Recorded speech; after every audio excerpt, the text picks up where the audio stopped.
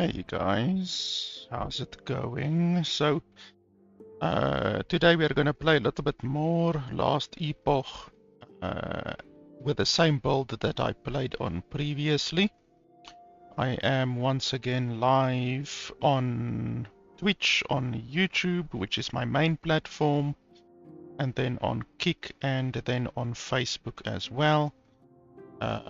If you want to watch the stream in a higher quality, and obviously also in my opinion YouTube has the best player because you can pause and stuff like that, then you can head over to YouTube to watch if you are watching on one of the other platforms like Kick or Twitch or Facebook or anything like that. I have applied to be to get access to the studio software, whatever you want to call it, of TikTok, because TikTok also has had streaming. But I haven't gotten access to that yet, but I will eventually, once I get access to that, then I will also be streaming on TikTok as well. I'm just quickly checking that all of my stuff is good, and then we will start playing the game. Like I said, I'm still using the same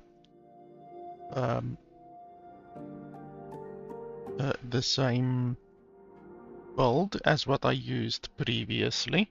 So I will show you guys my build in just a second.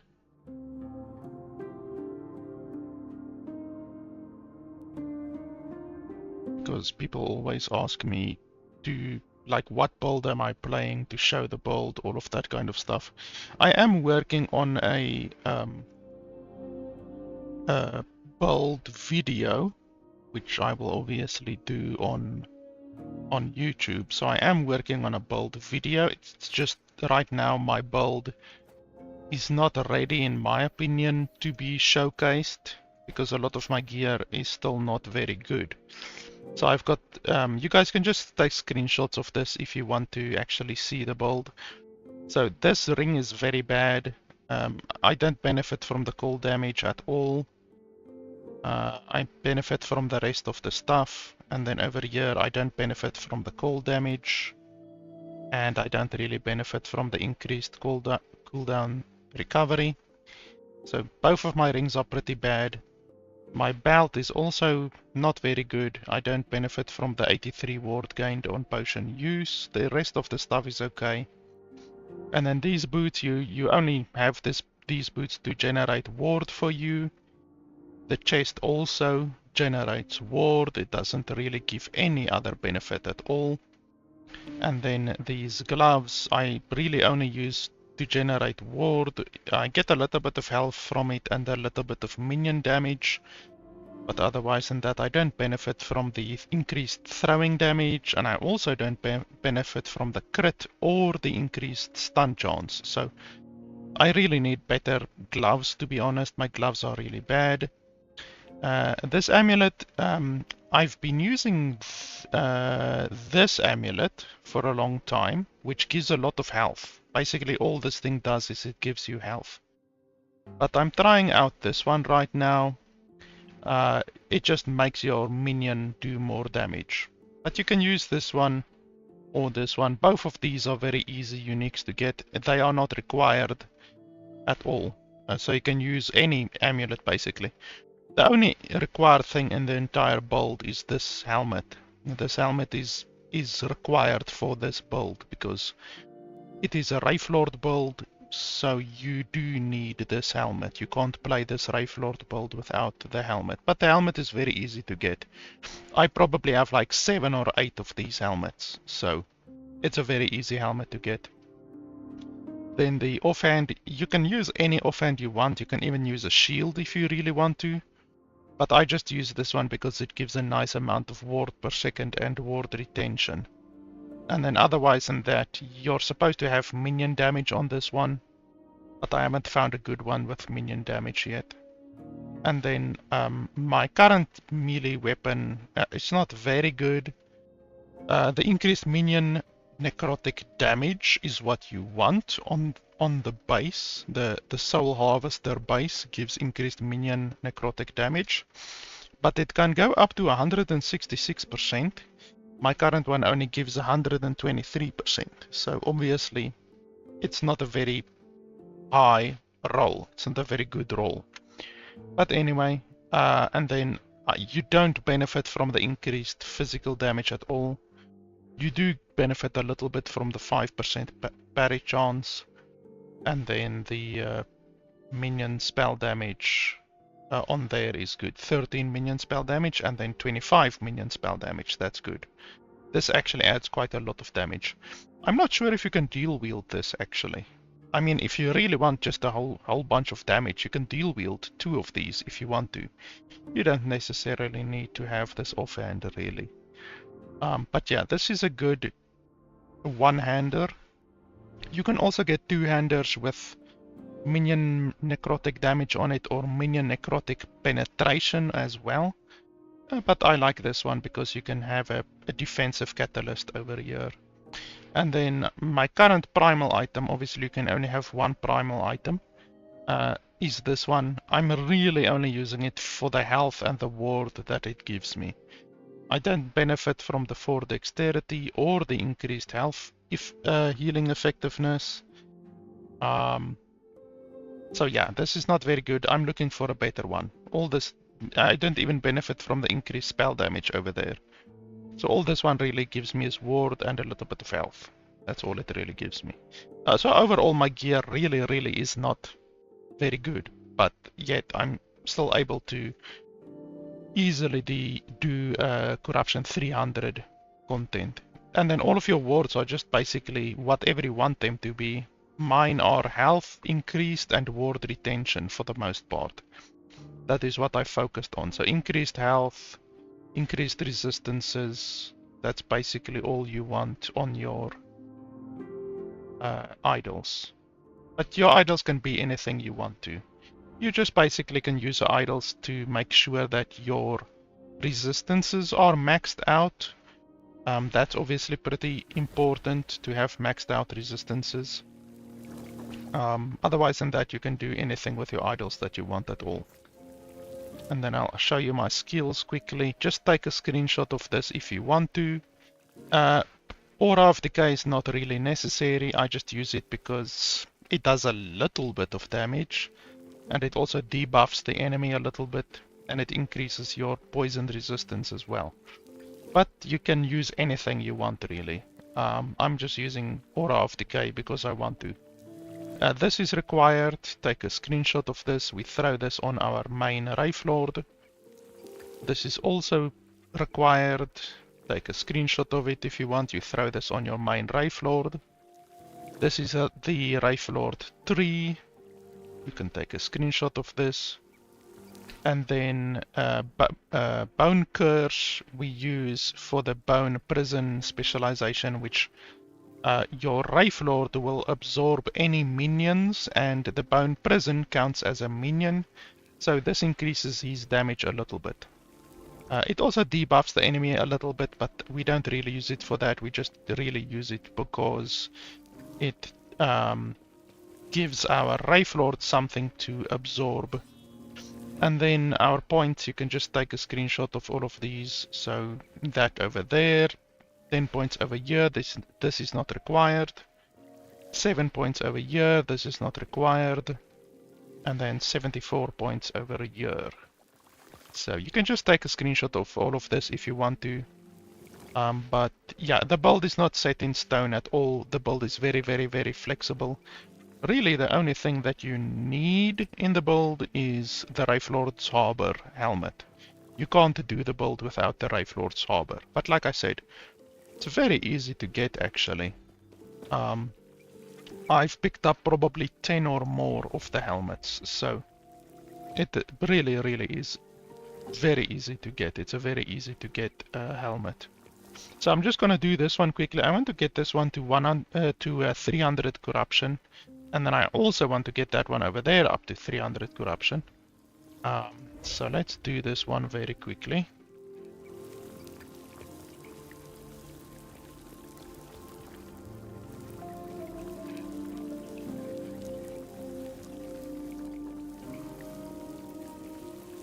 And the build is so easy. It's a really brain dead build. You just run around and collect loot. You really don't need to do anything else. You just cast your Dread Shade and your Infernal Shade on your Wraithlord. So just like that. Now both of them are on there. You can see over there Infernal Shade and Dread Shade. And then you just run around and collect loot. Your Wraithlord will do all of the required killing. You really don't need to do anything. This is now only 100 corruption, but we will very quickly get to 300 corruption in just a few minutes. So like this, I'm not clicking anything, I'm not doing anything, I'm just running around collecting loot. It's super easy. It's a really brain dead build. And like I said, my gear is exceptionally bad right now. And yet we are able to do corruption 300 stuff. Oh, that was actually a beast, the Primal beast. I didn't even see that one. It died in 2 hits. And then if you want to make your Wraithlord do a little bit more damage, you can then throw the bone prison on the ground. So like you just throw it like that and your Wraithlord will absorb the bone prison, and then it deals more damage. It's able to deal more damage. Hey! The shadows. Save the goddess. Perish. Save me, goddess.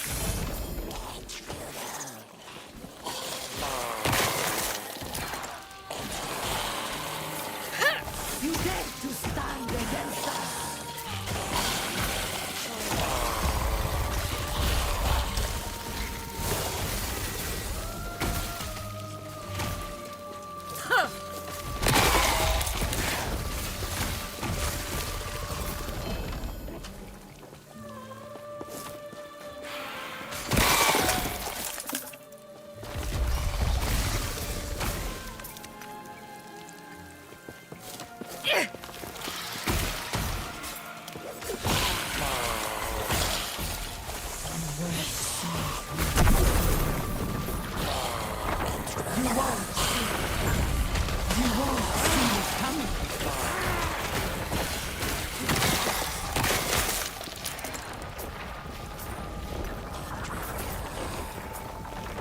Game is stuttering a little bit. I wonder why.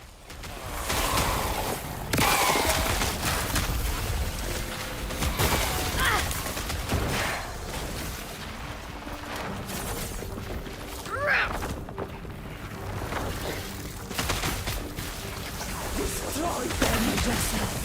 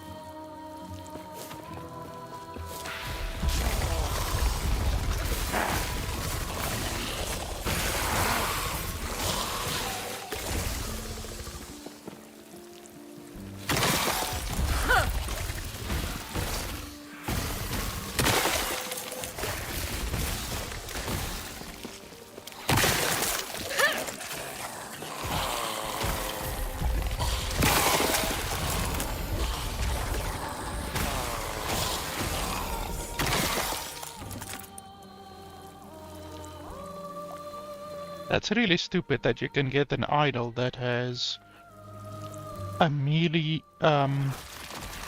skill benefit and a ranged skill benefit. Like, it's counterintuitive. Like this one as well, increased melee attack speed, increased throwing attack speed. Like, that's so stupid.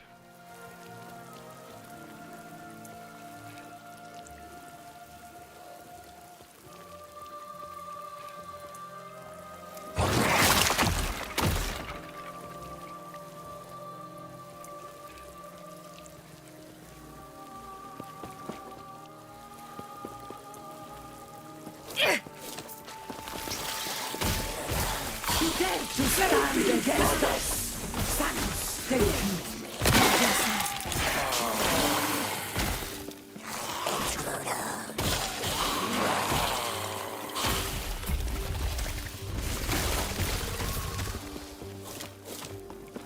And now we can go into the temple.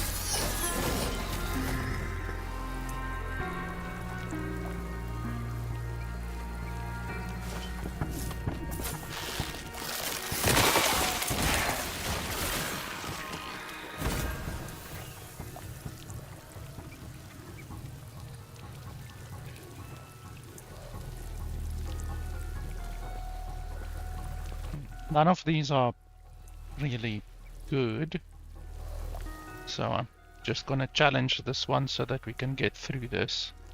If it had anything like an egg or anything, then I might empower it, but this one I'm just gonna challenge.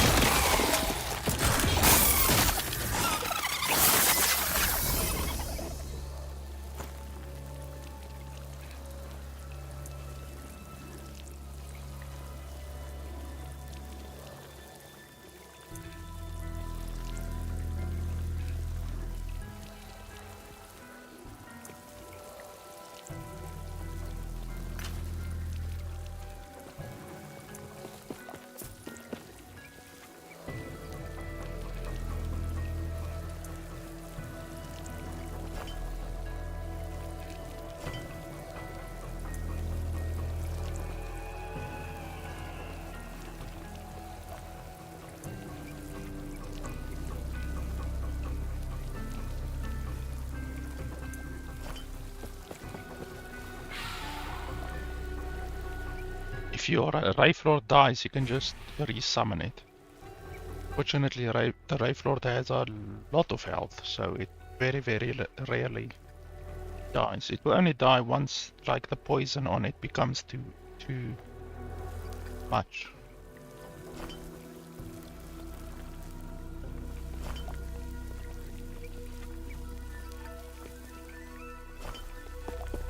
and then you just reapply both of your Dread Shade and Infernal Shade on it. You only cast the Dread Shade and the Infernal Shade once. You don't need to recast it ever. Unless it dies, obviously.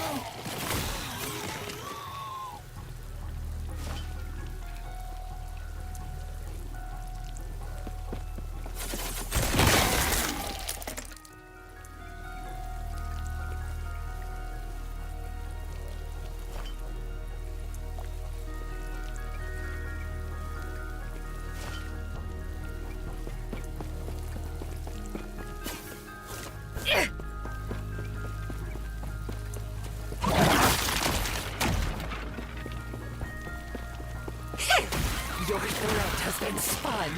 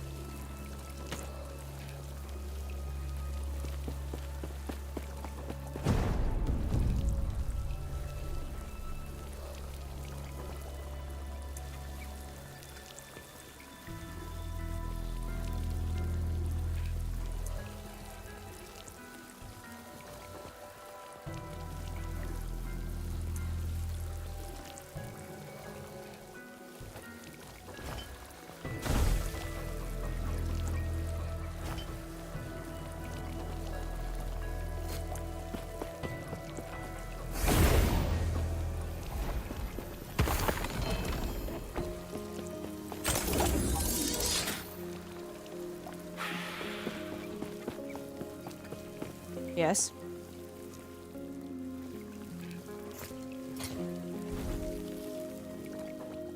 Yes?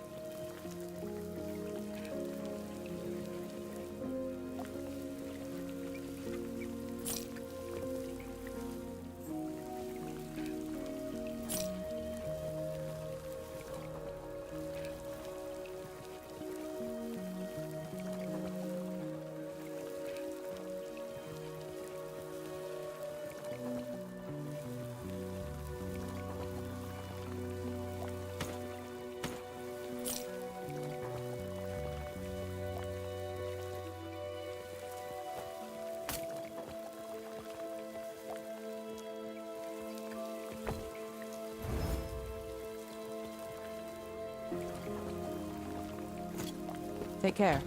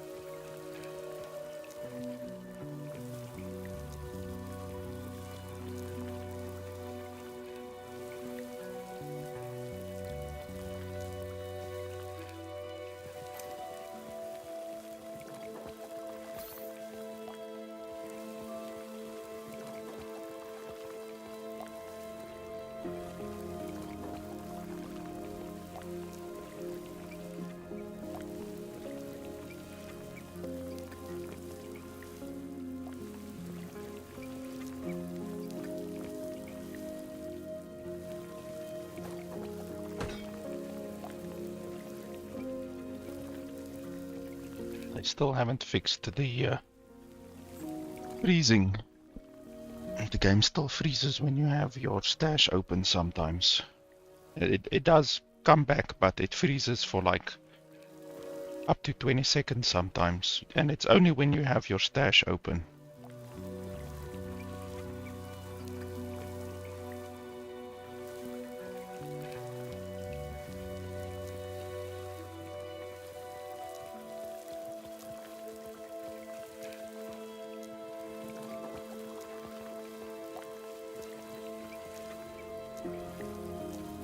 I need to buy more stash tabs.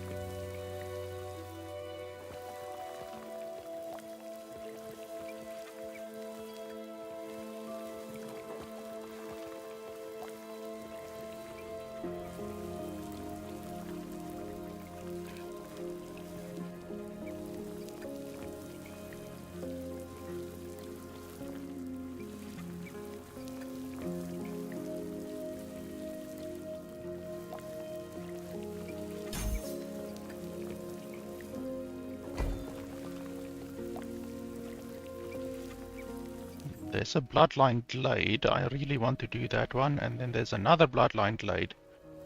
I have a lot of bloodline glades stacked up in my temple tree, whatever you want to call it, oracle tree.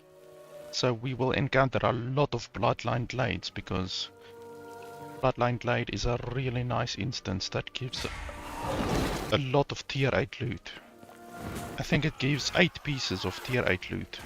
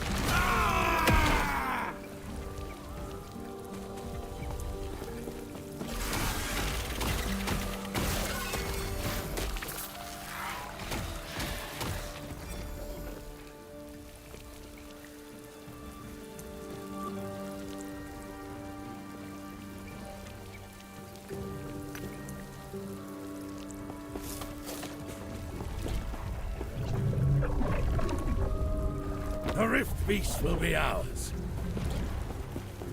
The next item that I'm going for is probably gonna be this wand. Part of the beast. I want to see if this wand will be good, even though I don't believe it will be better than my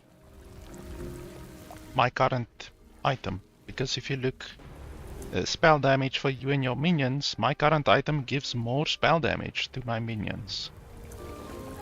And then the increased minion damage, 160. My current one gives 120. So don't even think this item will be better than my current one. But I don't know. We will see. We will see what we do. Good trading with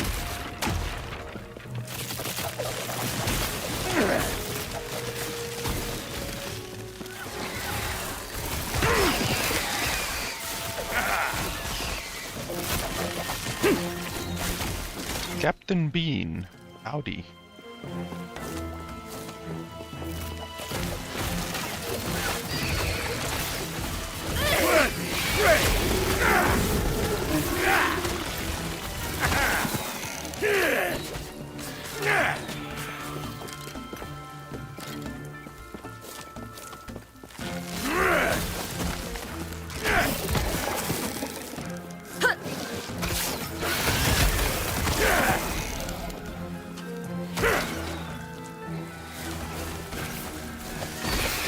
Face me, beast!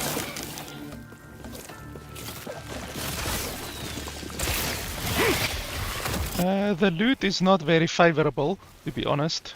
The past probably 30 hours that I've been playing on this character, I haven't hardly at all improved my gear, like literally. You can go look at my streams from around 30 hours ago. I pretty much still have the same gear, so it's not good. Playing a game for 30 hours and not really improving much on your character is not what you want. With me! But that's life with a RNG simulator like this, you know. Any game like Diablo 4, when I played Diablo 4, there were some bosses, I would kill the bosses like 50 times, no jokes, 50 times I would kill a boss, and then I still would not get the loot that I'm looking for. I mean, World of Warcraft is the same, and even Path of Exile is the same, you know. It's like you can run a boss in Path of Exile, or any ARPG really, multiple times, and you don't get the loot that you want. So that's life. I want to play this type of game, so I guess it's my punishment for wanting to play a game like this.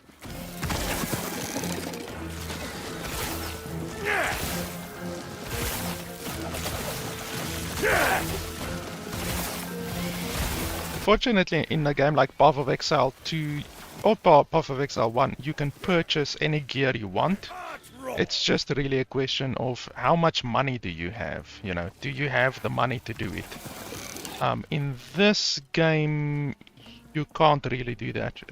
Some items are not tradable and stuff like that, like very, very good ones. And then there's many gear, a lot of gear that you can trade, but they cost like literally billions of gold.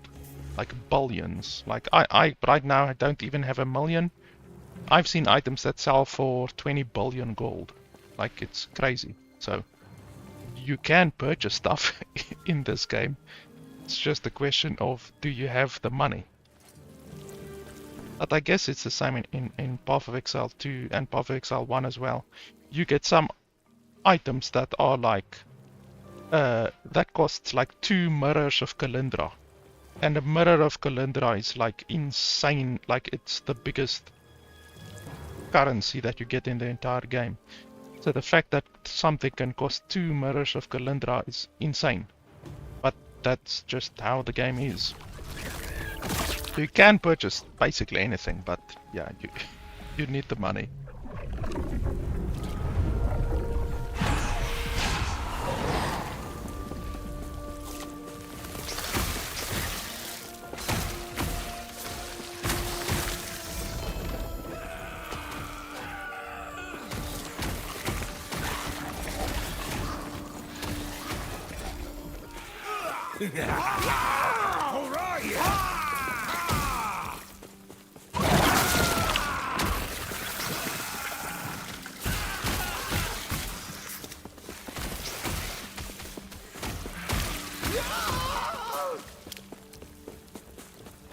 I guess many developers, like if you think about a game like Division 2 or any of these ARPG games, or like many games that are loot based, you know, Borderlands for instance. I remember even in Borderlands 3 there was some bosses where I would kill the boss like 20 or 30 times and I would still not get the loot that I want. So I think many of these games, the developers make a lot of the loot such a low drop percentage because they know people are just gonna continue to grind it, which means they're gonna continue to play the game, you know? So, like, it's a little bit stupid that we as gamers are so easily manipulated, you know? I remember there was the one boss in Borderlands 3. It was like a fire gun. I can't remember it exactly, but it, like, the gun shoots fire every now and then. A very powerful gun. And only one specific boss in Borderlands 3 drops that gun. And I killed the boss like probably 30 or 40 times. And then in the end I just gave up and I used a character editor to just get the gun, to just drop the gun for myself.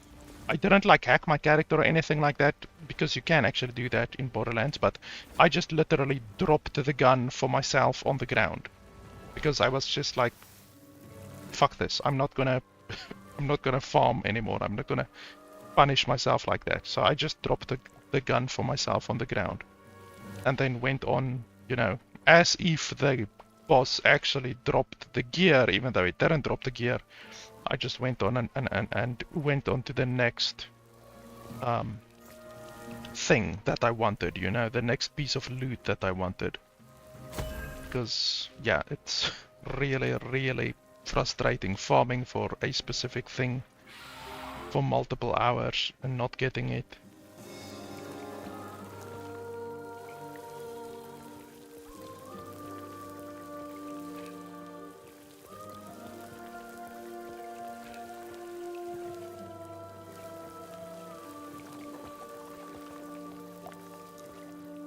Not sure what I want to imprint over here.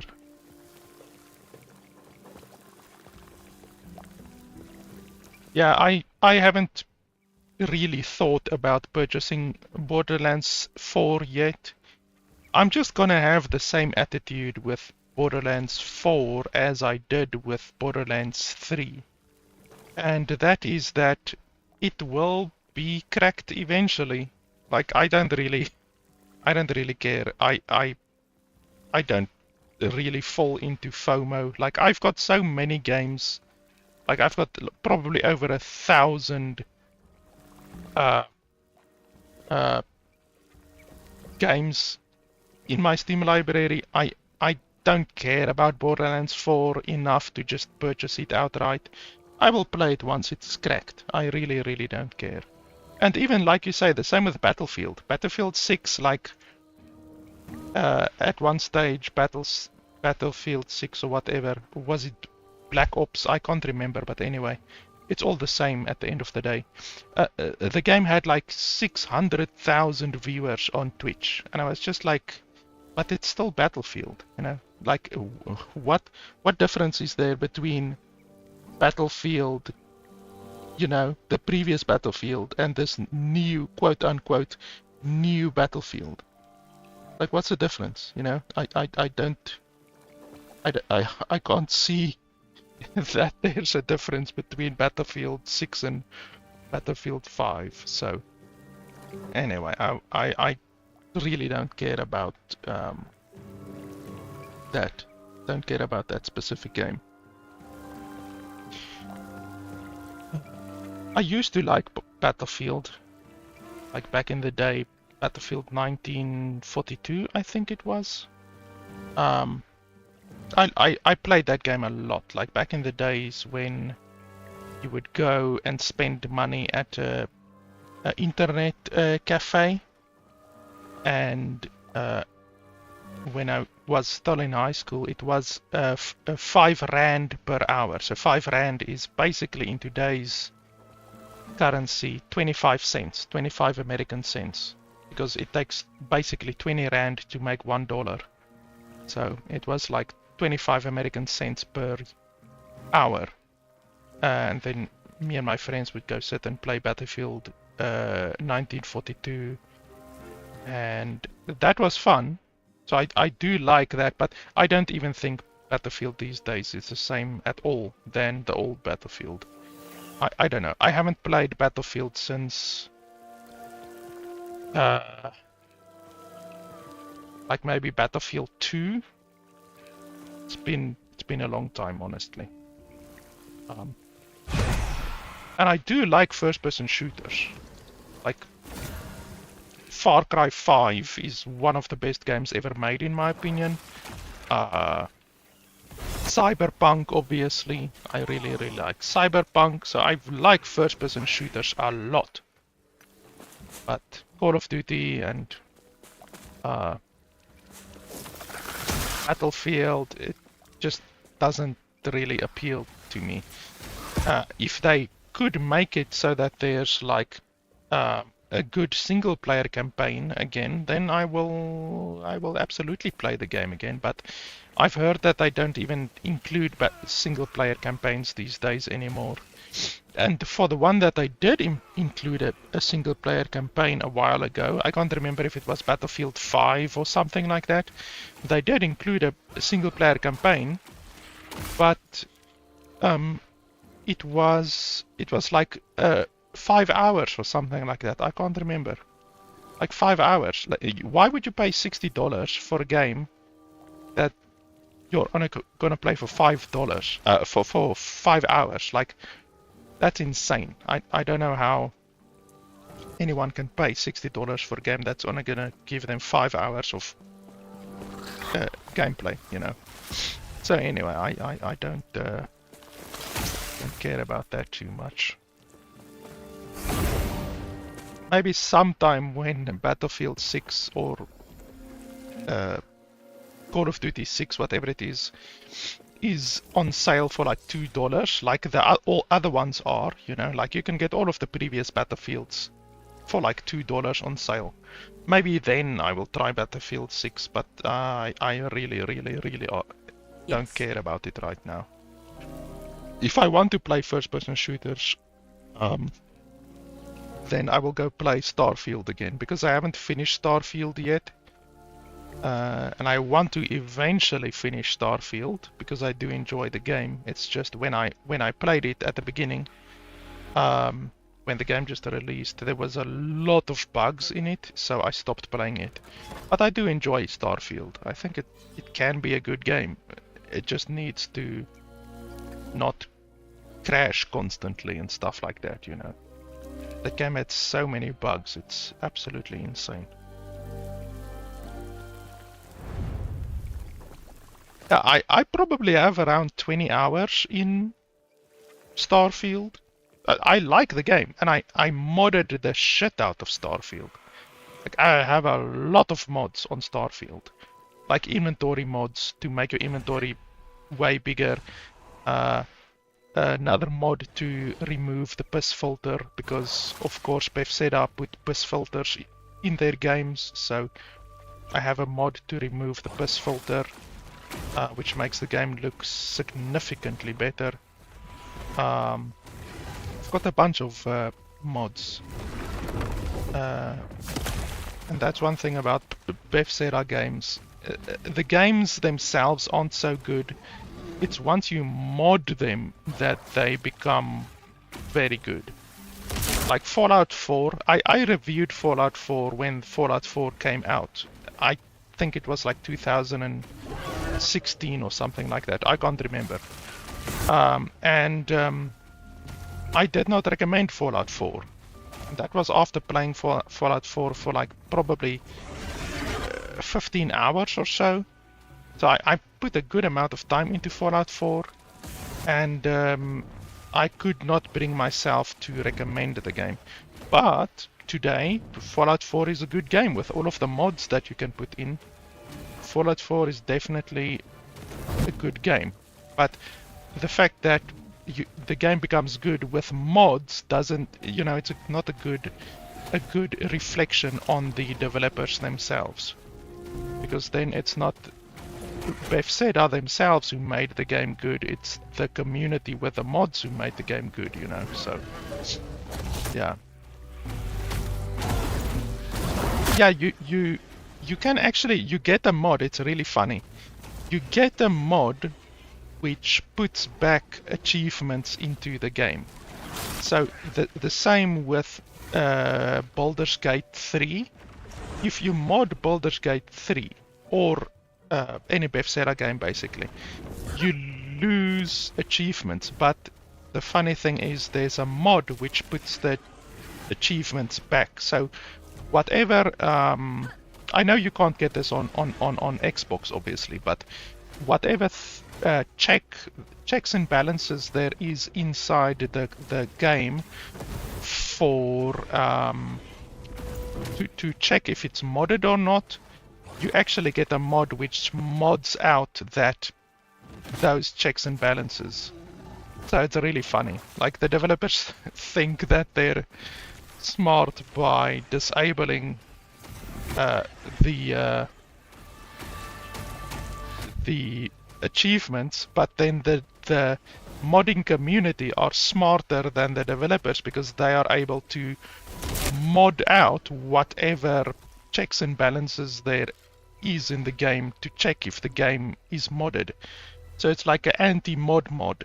Like, it's really funny that the modding community can actually do that.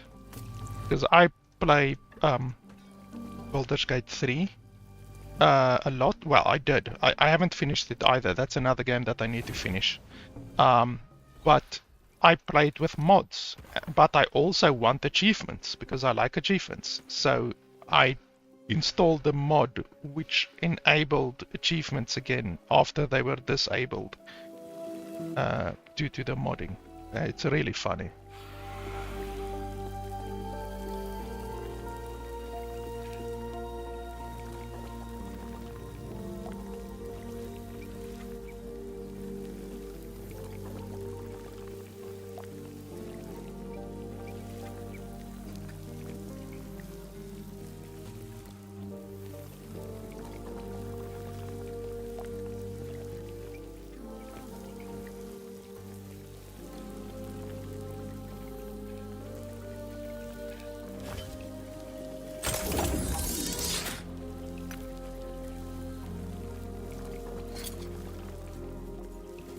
Yes?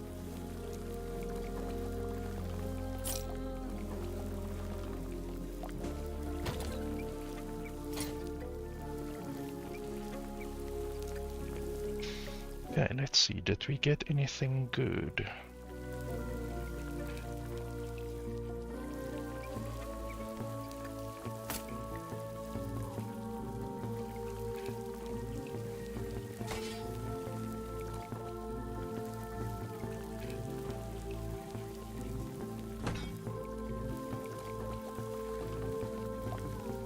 Oh, that one is pretty nice.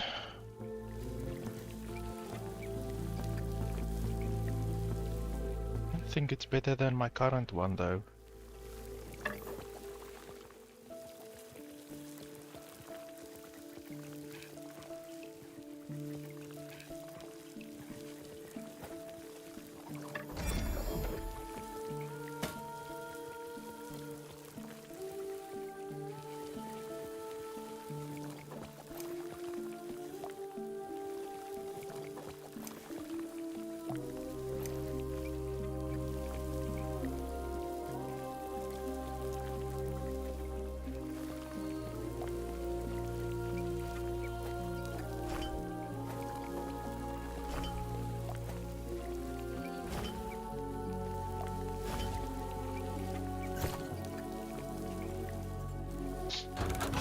Just 1 second, I just want to check something.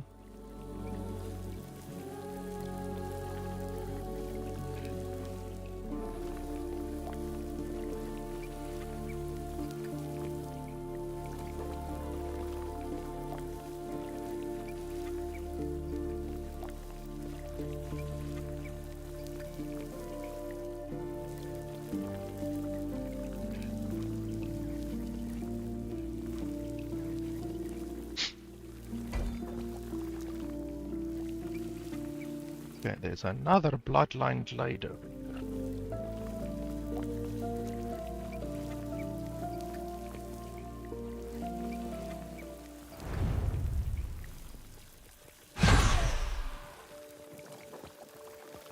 Just want to take a drink quickly.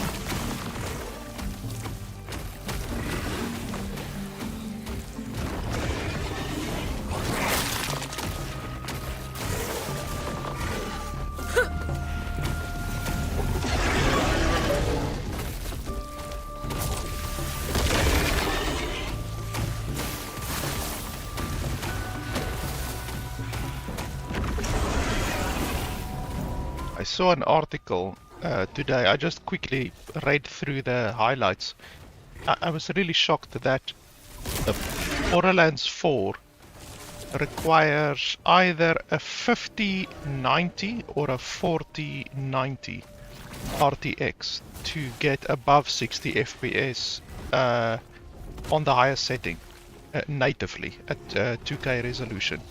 So you need like the best for the very best or the second best graphics card on the planet basically to get 60 FPS at 2K resolution. Like the fact that the developers don't even give a fuck anymore about optimization, and then they still have the audacity to ask like $120 or whatever it costs for the Vault Hunter edition, whatever it is. Like, how can you ask $120 for a game that you need like basically a $5,000 computer just to get a playable frame rate on it? Like, it's really, really stupid. Developers like that just really like irritate me. It's obviously only a small amount of developers, but like not Rockstar. What's the name of the developer of Borderlands? I forgot now. Take-Two is their parent company, basically. Yes. The fact that they don't even give a fuck anymore. Like, they release broken garbage and then still charge $120 for it. It's really, really irritating. Like I said, there's many other games that I want to play instead of some broken garbage that I won't even be able to get 60 FPS on, so I'm not too bothered.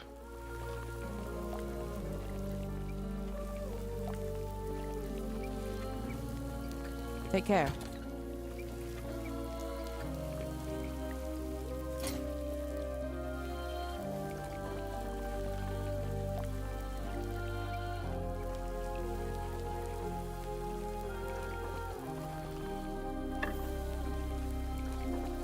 Now I need space. I'm out of space.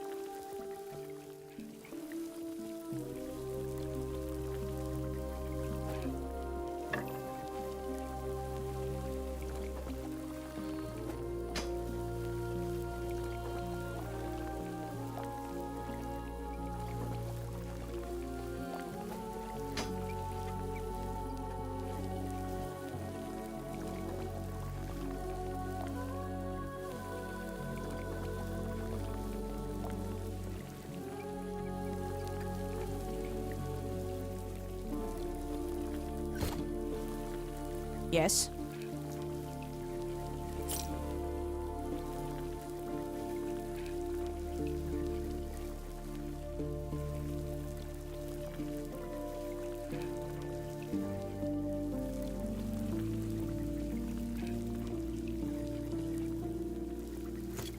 Take care.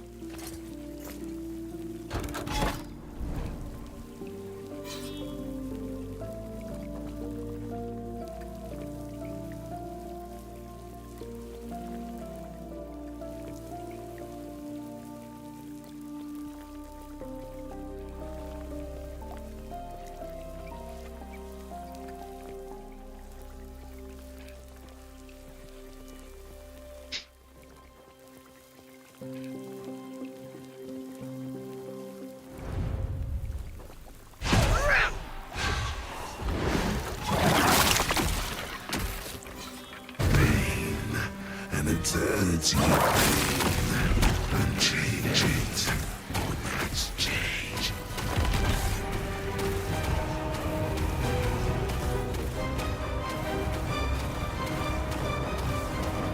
Flesh is this has happened before. And will again. We will both continue to suffer.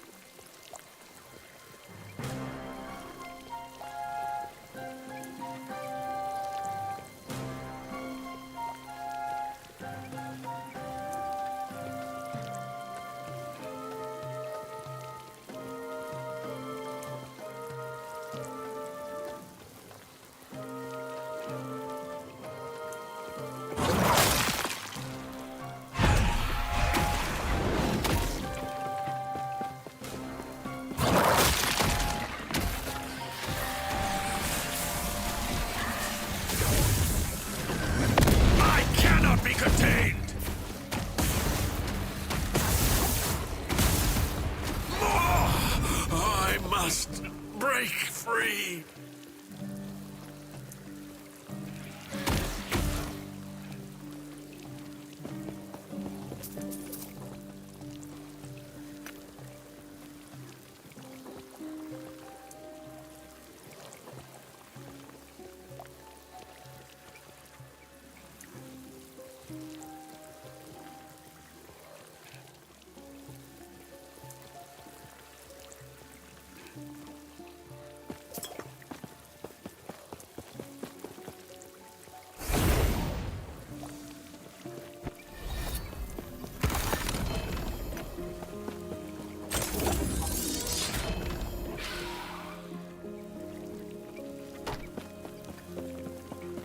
Yes?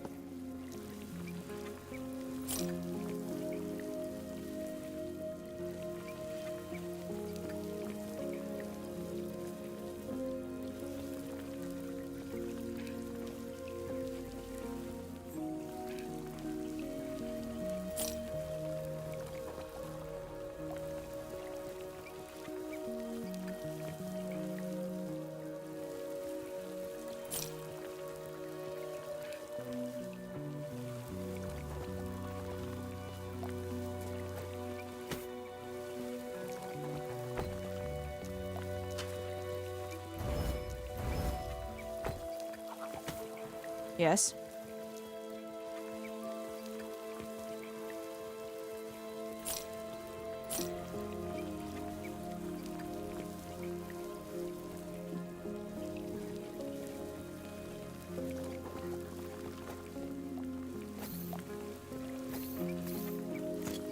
Take care.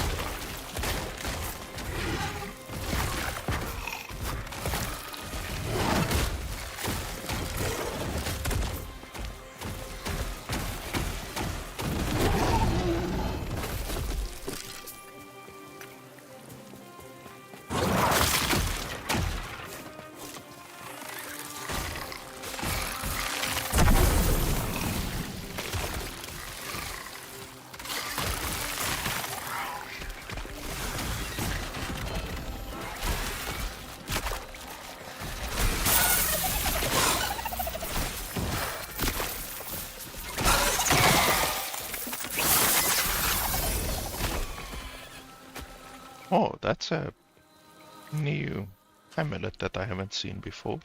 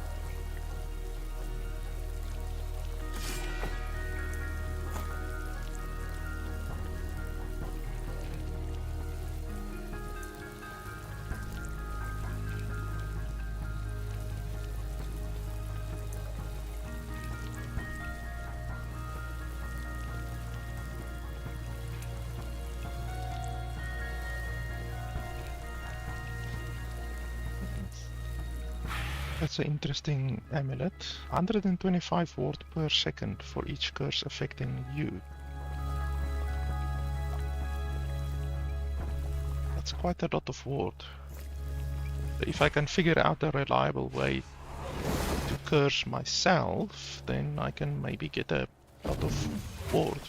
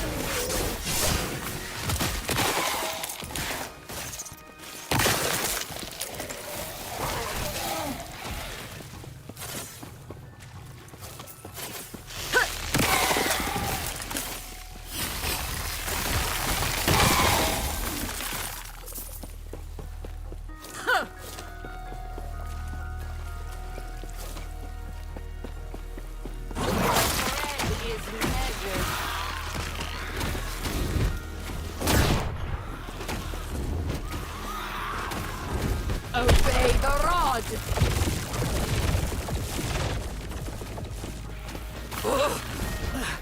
The Weaver waits.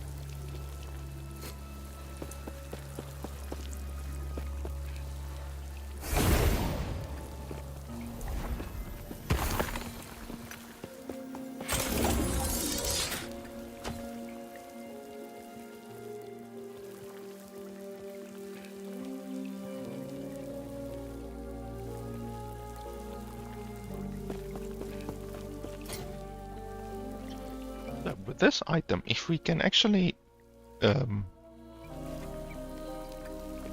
curse ourselves with curses that don't really mean much, then it will be really good. I think you can make this curse affect you, I think. But this curse is pretty brutal.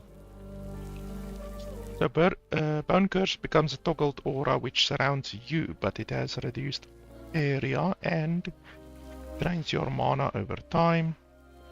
You are also afflicted by Bone Curse.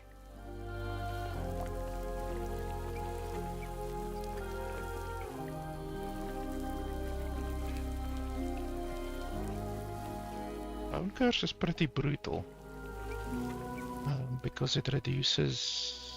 Well, it makes you very critable, basically.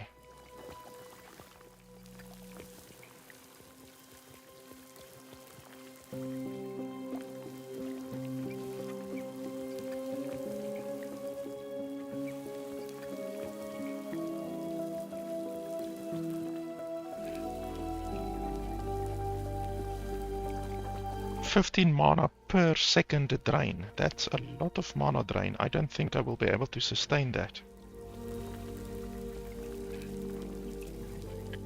Current mana is 9.1. So yeah, I won't be able to sustain that.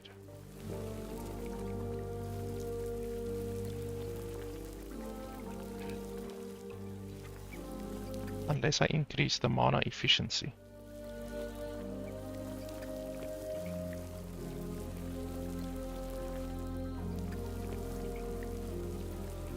That will only be one curse. I think this only counts as one curse.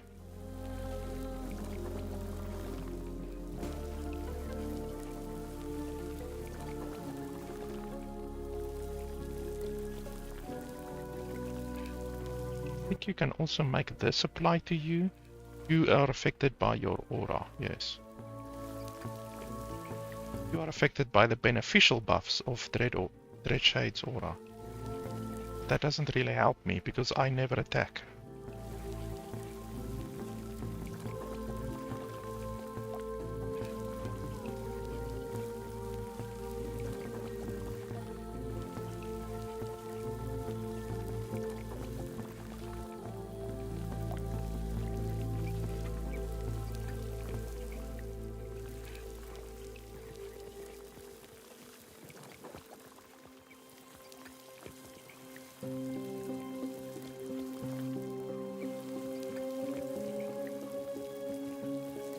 Okay, so this will affect us, but only the beneficial effects.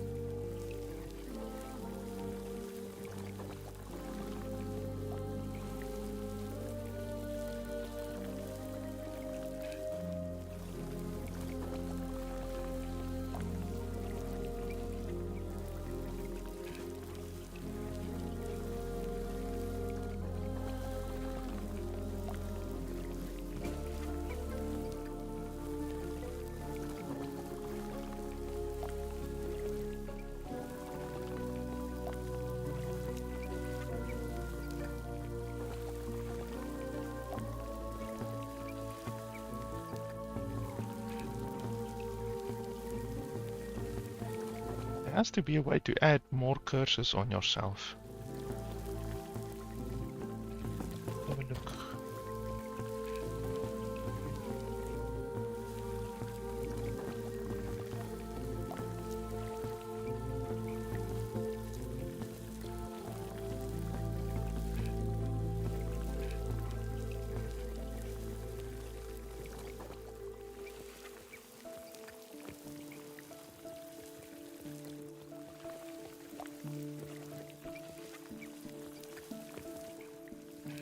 This one you can ignite yourself, but igniting isn't a curse.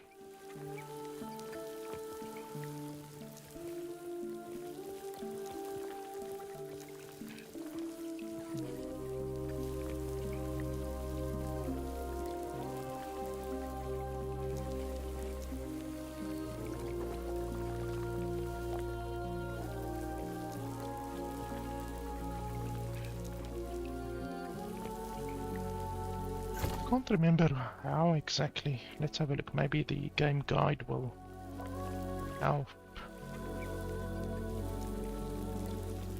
So yeah, these are all of the curses. So Spirit Plague, Bone Curse, Marked for Death,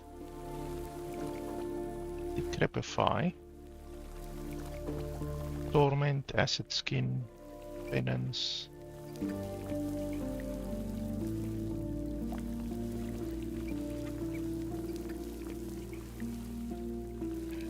Anguish,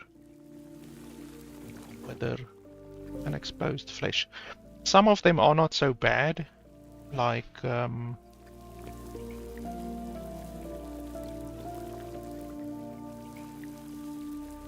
this one won't be so bad, I think.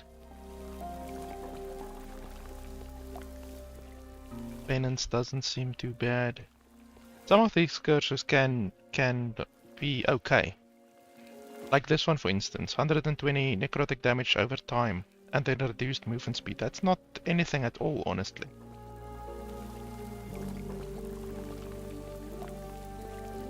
But I will need a reliable way to curse myself.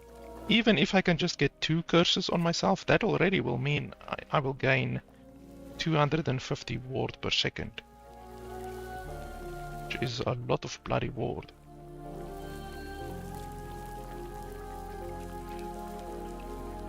I could do that by just doing Bone Curse. Inflicting this one and then Bone Curse, but I won't have the mana to sustain that. 15 mana per second is too much.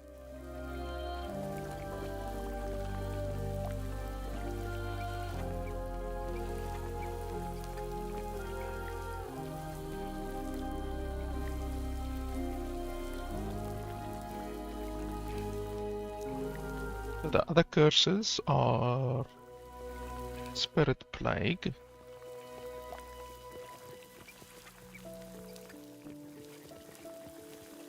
that's basically it. What does Spirit Plague do?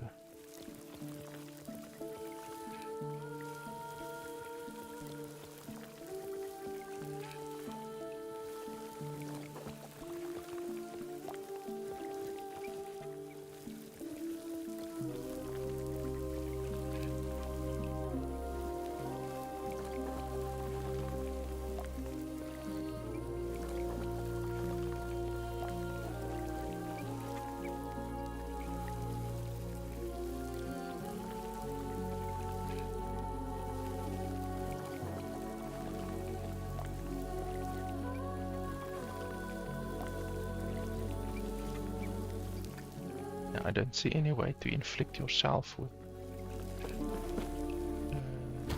anything. Let's have a look. Curse.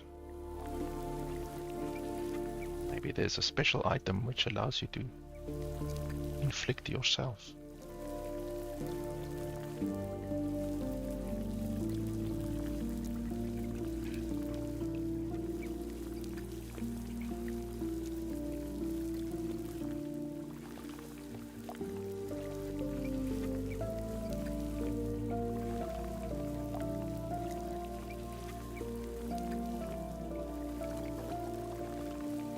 So you are damned when you cast a spell. I think damned is a curse, I think. But yeah, that will not help me if I replace my main hand weapon.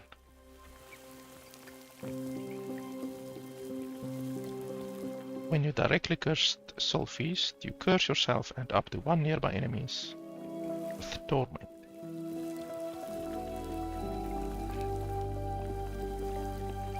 Once again, that won't be beneficial because it's a staff, then I have to remove both of my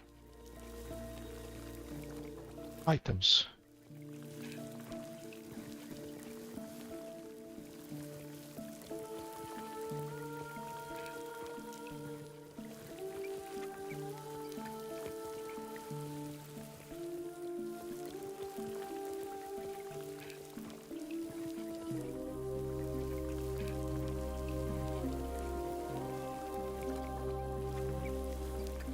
Let me quickly have a look if there's not a online guide for self-cursing build or something like that. Let me have a look here quickly.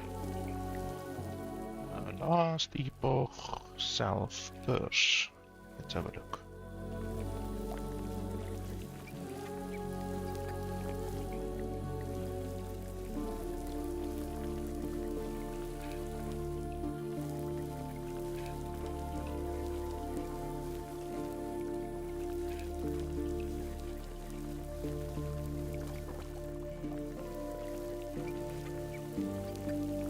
So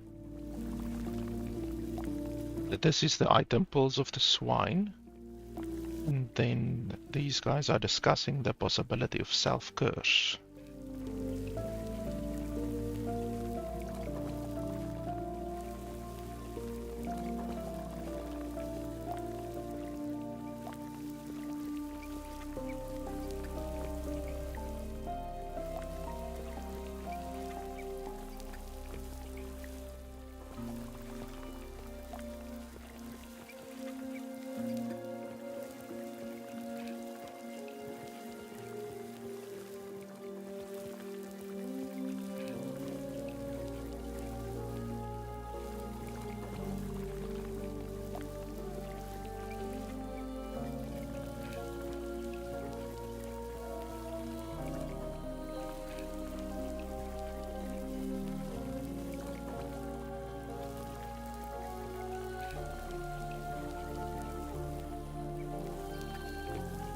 Okay, so not any real use over there.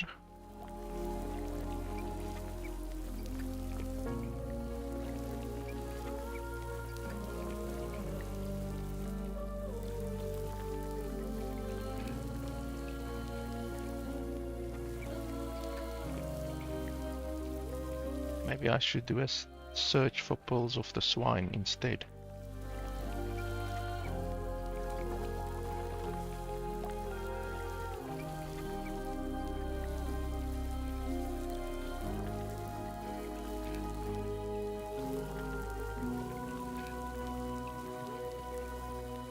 The planner website probably won't have any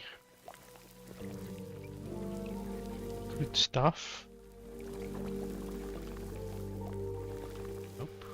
There's sometimes comments under the items, but I guess this one is too new.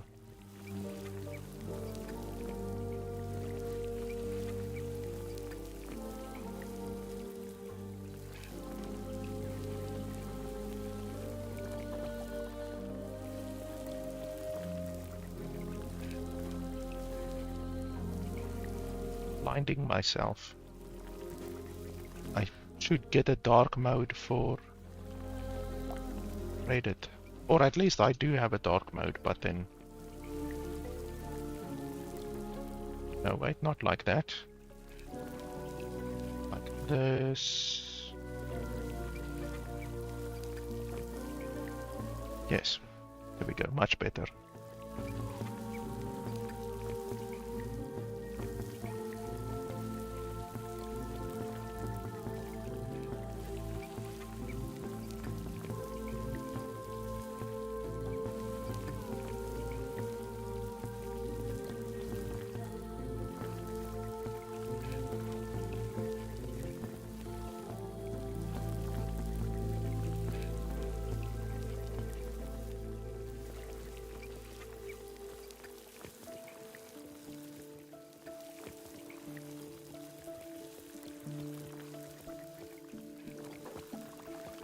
Okay, so no real useful stuff over here.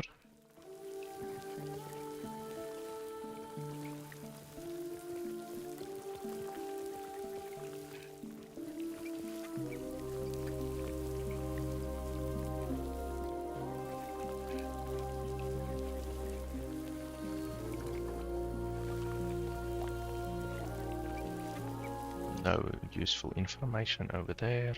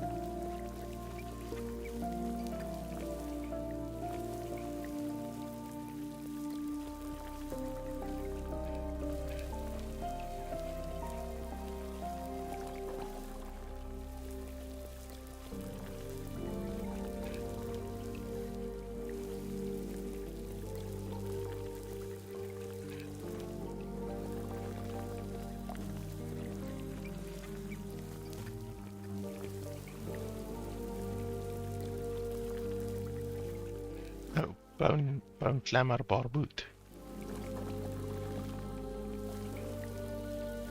Why would you want to use Bone Clamor Barboot?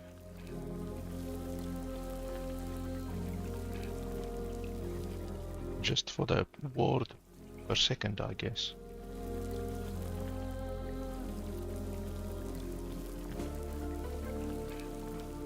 So this guy has a build which is using Pulse of the Swine of Acid. Well, how do you get off acid on it?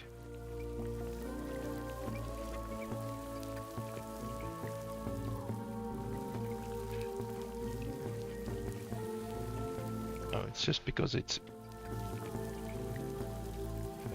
imprinted, I guess. Curse.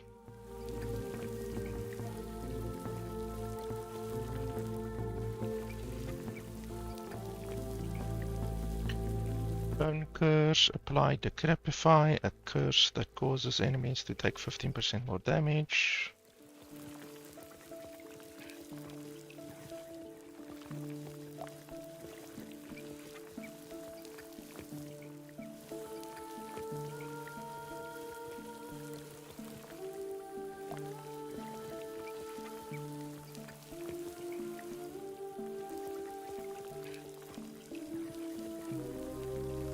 This guy doesn't explain why he uses Pulse of the Swine or how he gets any benefit from it.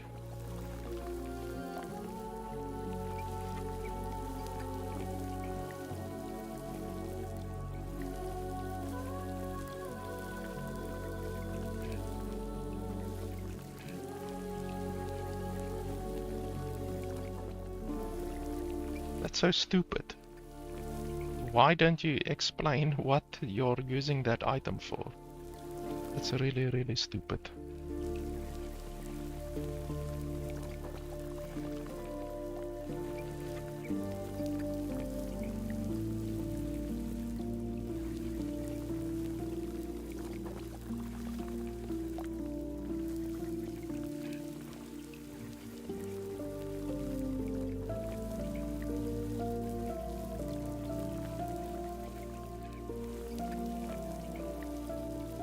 Oh, there's different variants of Pulse of the Swine, apparently.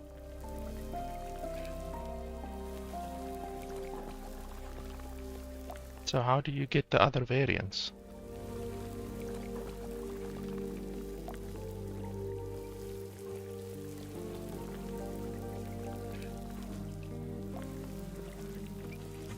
Oh, okay, so there's a Pulse of the Swine that inflicts acid skin, and then one that inflicts penance, and one that inflicts decrepify. So, which one do I have? Penance. So I have the one that inflicts penance.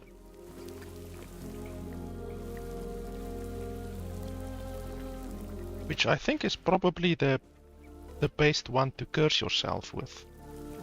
But not necessarily to curse the enemy with. So it's a good curse for you, but it's not a good curse for the enemies. It's basically a weak curse, you know.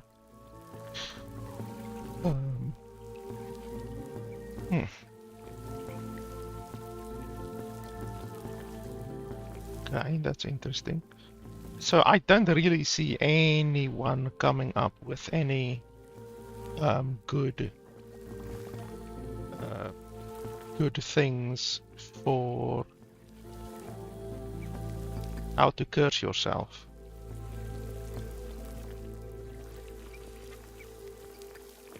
Like, nobody has any good ideas to curse yourself with. Seems the only real way to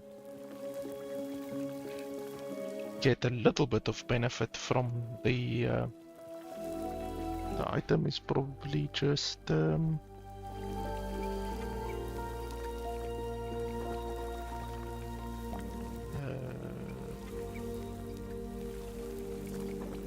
self-curse from this one, which will then put 2 curses on you, because it's the the Bone Curse, and then it's also Penance. So you will get whatever 200 and whatever ward from it, which is definitely good. So let's see here.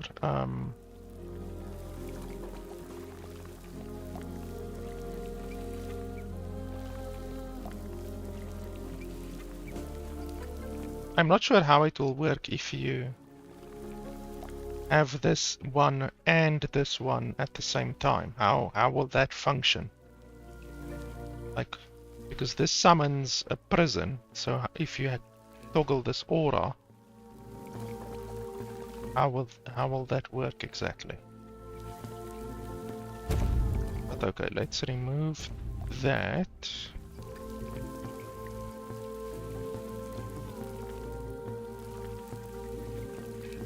And then, so I'm gonna put 1 point over there, and then I want to put 2 points over there for the mana efficiency.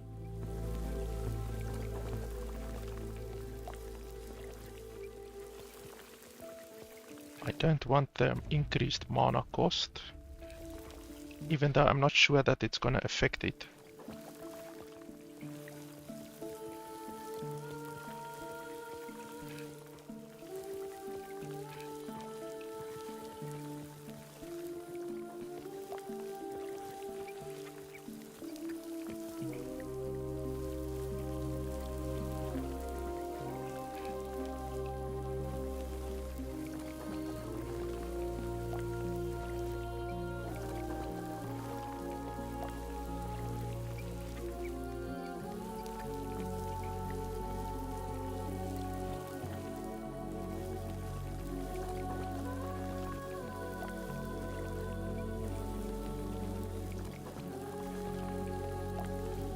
I don't want to tear my own armor or shred my own armor.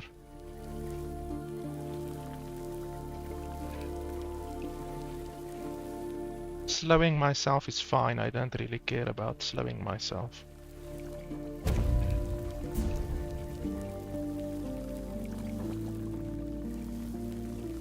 Okay, so let's try that. So I'm gonna try the Signet of Agony, and then I'm gonna equip the Pulse of the Swine to see if I can get 2 curses on myself. That's already 250 ward per second. That is a lot of ward. Yes. So it might be worth it. Running around with those 2 curses on yourself won't be so bad, and 250 ward is a stupid amount of ward.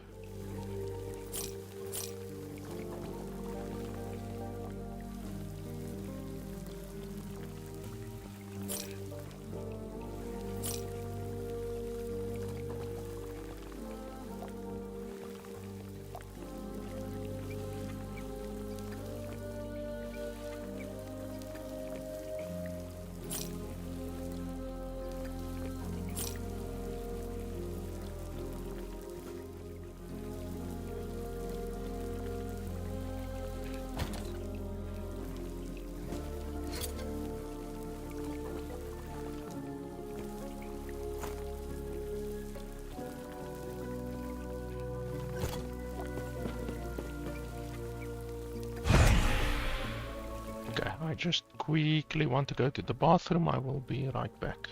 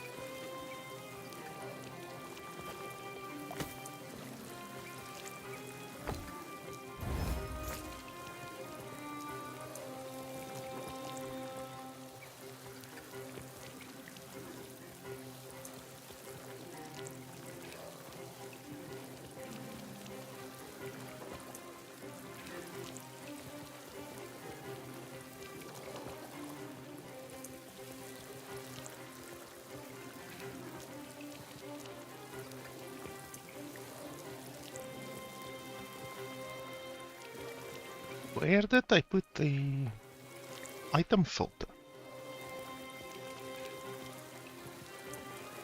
Oh, over here.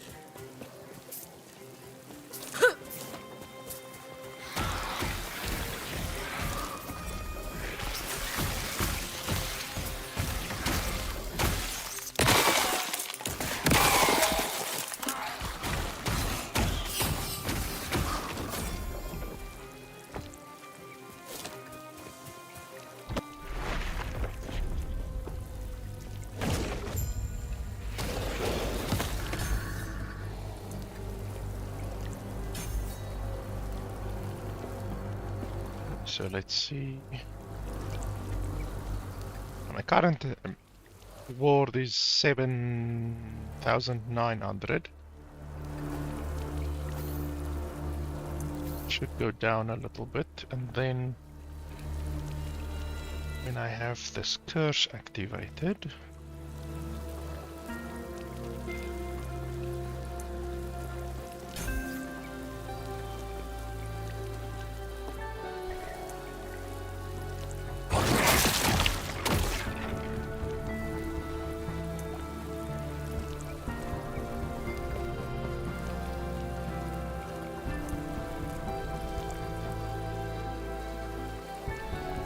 where does it show my ward?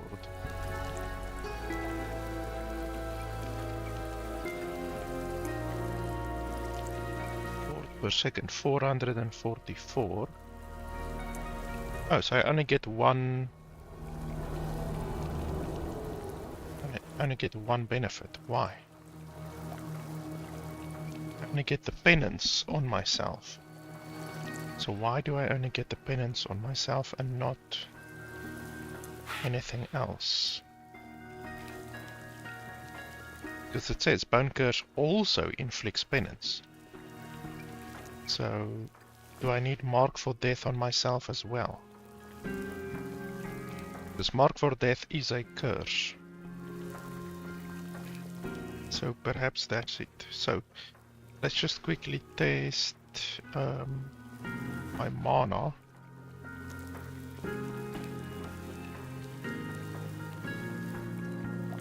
So if I do this, well, we need to test how long it takes me to drain my mana. So let me quickly get my timer out here. Just 1 second. My stopwatch.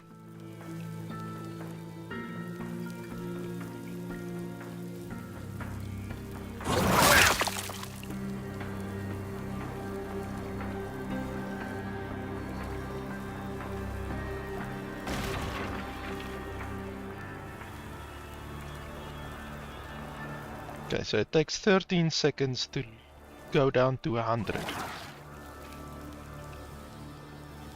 It's fine. Then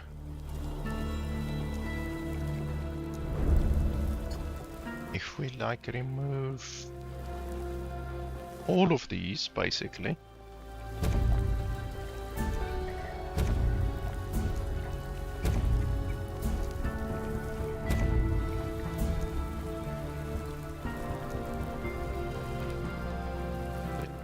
time again.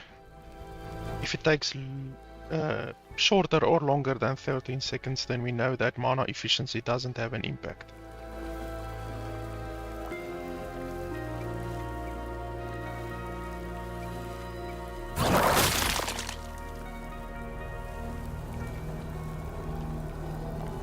Yeah, it definitely has an impact, you can see. Okay, 8 seconds. So it takes 8 seconds instead of 13 seconds. So definitely the efficiency over here does have a big impact on the mana draining.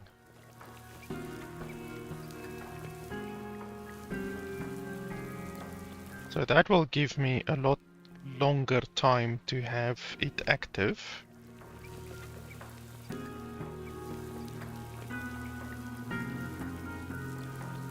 I just want to see where I can steal a few more points. This isn't super useful, this one over here.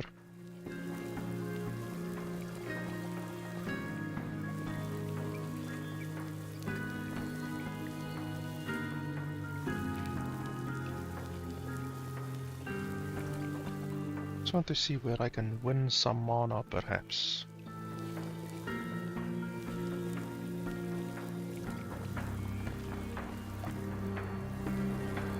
And it also looks like when you cast it, it only casts the Bone Prison once.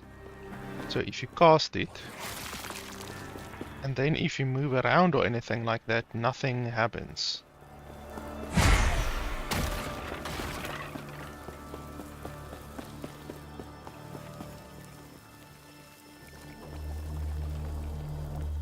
So yeah, we can basically remove the bone prison because there's no real use for it if we are gonna do the self-curse option.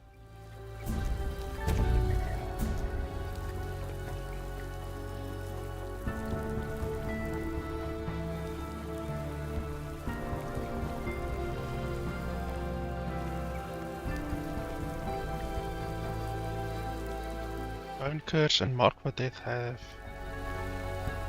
but you can't take both of these, like the oppressive gaze and the illusion of pain. That's oppressive gaze, so you can't take oppressive gaze. So you won't get any benefit from that.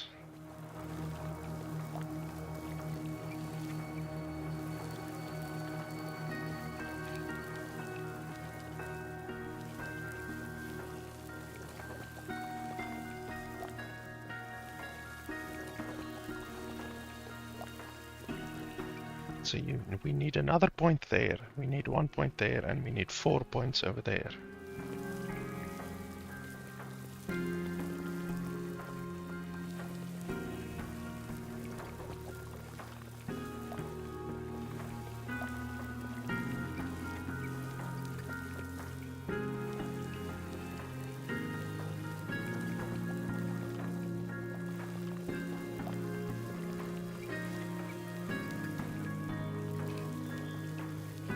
Be fine, this will be enough.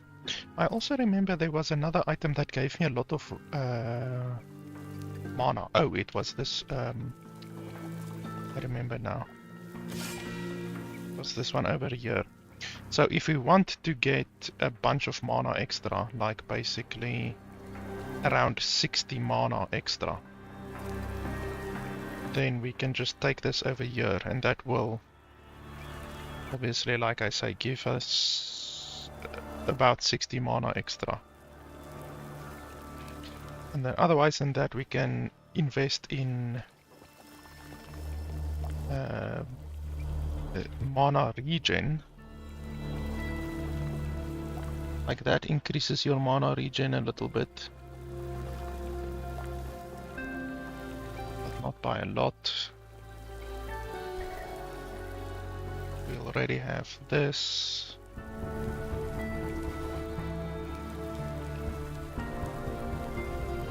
Yeah, there's really not a lot of stuff that will give us mana regen. You can get a lot of mana regen from your gear. Like some of the one hands will give us a lot of mana regen. So we will just have to see about that. I'm just gonna go back to this one until we get more skill points. Tell me, what is artistry? What is perfection? It is...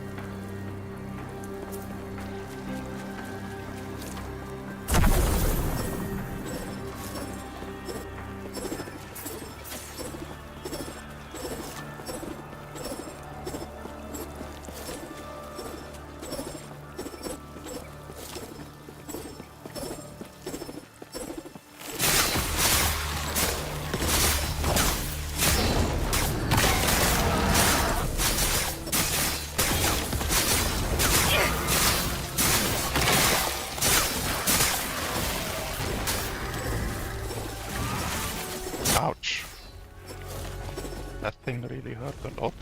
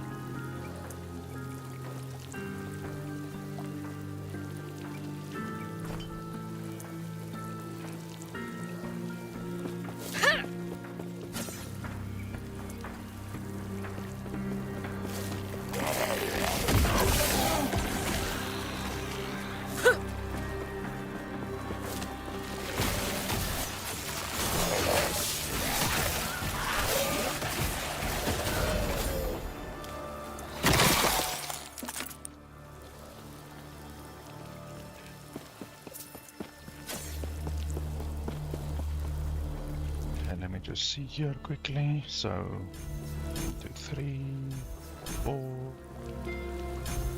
there, 1 over there.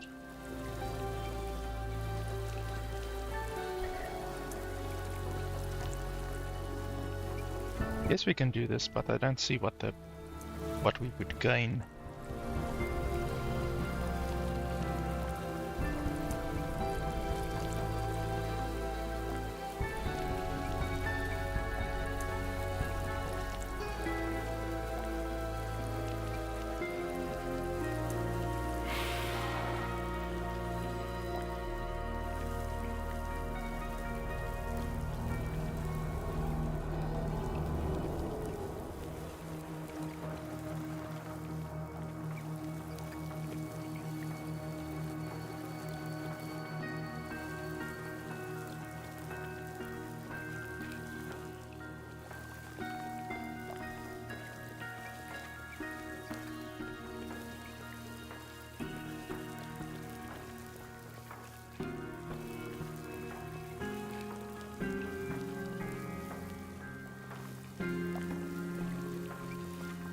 So now let's see.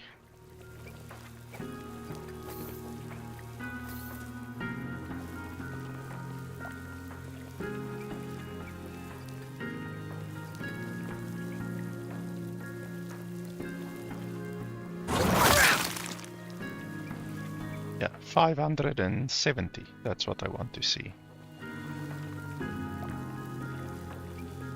But now obviously the issue is the mana drain. We are going to need significantly more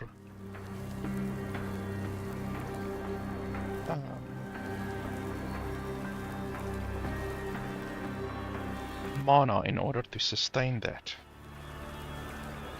Well, not significantly more. We basically need about 6 mana regeneration per second more. And then